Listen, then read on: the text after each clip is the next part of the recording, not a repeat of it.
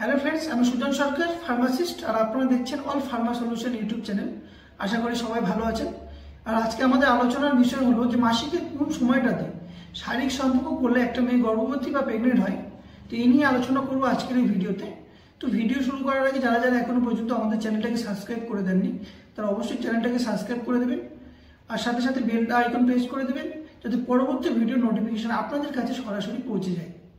তো আমাদের আলোচনার বিষয় যেটা ছিল যে মাসিকের কোন সময়টাতে আপনাকে শারীরিক সম্পর্ক করতে হবে, কারণ আপনারা বাচ্চা নেবেন প্ল্যান করেছেন, কিন্তু আপনারা হয়তো জানেন না যে কোন সময়টা সবথেকে গোল্ডেন পিরিয়ড বা বেস্ট টাইম শারীরিক সম্পর্ক করার জন্য কিংবা আপনি আপনার প্রেগনেন্ট হওয়ার জন্য।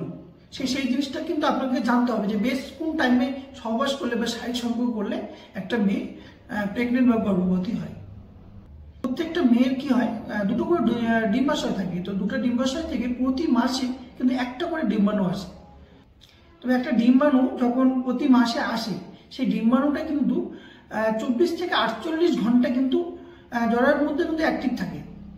তো অ্যাক্টিভ থাকে। আর একটা শুক্রাণু, একটা অ্যাক্টিভ শুক্রাণু যেটা ছেলেদের কাছ থেকে যায়, সেটা কিন্তু দেখা গেছে যে 48 থেকে 72 ঘন্টা পর্যন্ত কিন্তু অ্যাক্টিভ থাকে।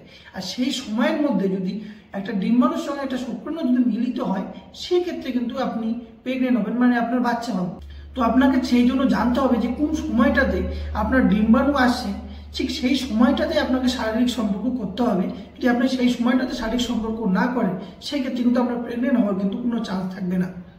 আর একটা জিনিস আপনাকে জানতে হবে যে মাসিক কিন্তু সাধারণত দেখা গেছে যে 26 থেকে 30 দিন কিংবা 35 দিন এর মধ্যেই কিন্তু সবার হয়। কারো ক্ষেত্রে 26, 28, 30, 32, 35 এরকম দিন পর পর কিন্তু মাসিক হয় মেয়েদের।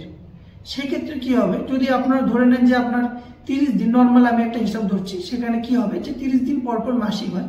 সেই ক্ষেত্রে কি হবে যে আপনার মাসিক শুরু হওয়ার প্রথম দিন থেকে যদি আপনি কাউন্ট করেন, সেখান থেকে প্রথম 10 দিনকে কিন্তু আপনাকে বাদ দিতে হবে, এবং শেষের 10 দিন মানে 21তম দিন থেকে 30তম দিন, এই 20টা দিন, প্রথম 10 দিন আর শেষের 10 দিন যদি আপনি শারীরিক সম্পর্ক করেন, সেই ক্ষেত্রে কিন্তু আপনার প্রেগনেন্ট হওয়ার কিন্তু কোনো চান্স নেই, মানে সেই ক্ষেত্রে কিন্তু কোনো মেয়ে গর্ভবতী হবে না। তো সবথেকে গোল্ডেন পিরিয়ড তাহলে কখন, যে 11তম দিন থেকে যে 20তম দিন, মানে মাঝখানে যে 10 দিন, সেই 10 দিন কিন্তু আপনাকে শারীরিক সম্পর্ক কিন্তু করতে হবে। কারণ এই 10 দিন যদি আপনি শারীরিক সম্পর্ক করেন, তাহলে কিন্তু আপনার চান্স সব থেকে বেশি যে আপনি গর্ভবতী হবেন।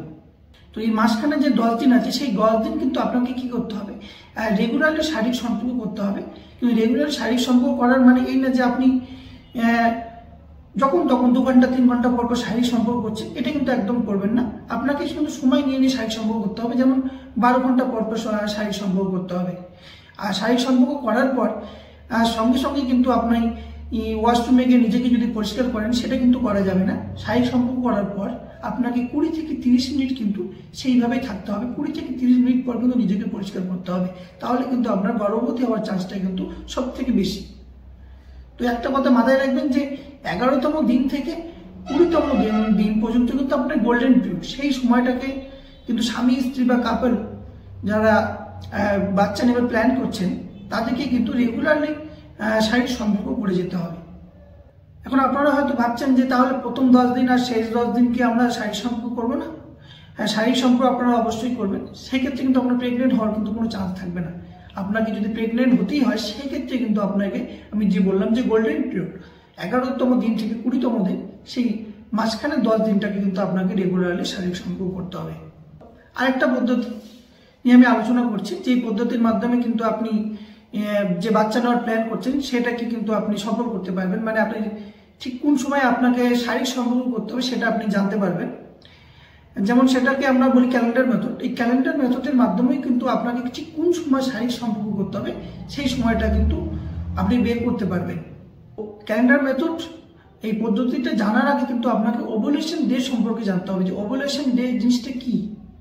ওভুলেশন ডে হলো আপনার যে ডিম্বাশয় থেকে ডিম্বাণুটা যেদিন বেরিয়ে আসে, সেই সময়টাকে আমরা ওভুলেশন ডে বলি। এবার আপনি ওভুলেশন ডেটা বের করবেন কি করে? ধরুন আপনার মাসিক সাইকেল 28 দিনের, সেক্ষেত্রে কি হবে, ওভুলেশন ডেটা আমরা এইভাবে ব্যবহার করবো যে আমাদের যে মাসিক সাইকেল, সে 28 দিন হোক কিংবা 30 দিন হোক, যদি 28 দিনের হয় সেক্ষেত্রে কি করবো, আমরা 28 - 14 করবো। যদি 30 দিনের হয় তাহলে 30 - 14 করবো।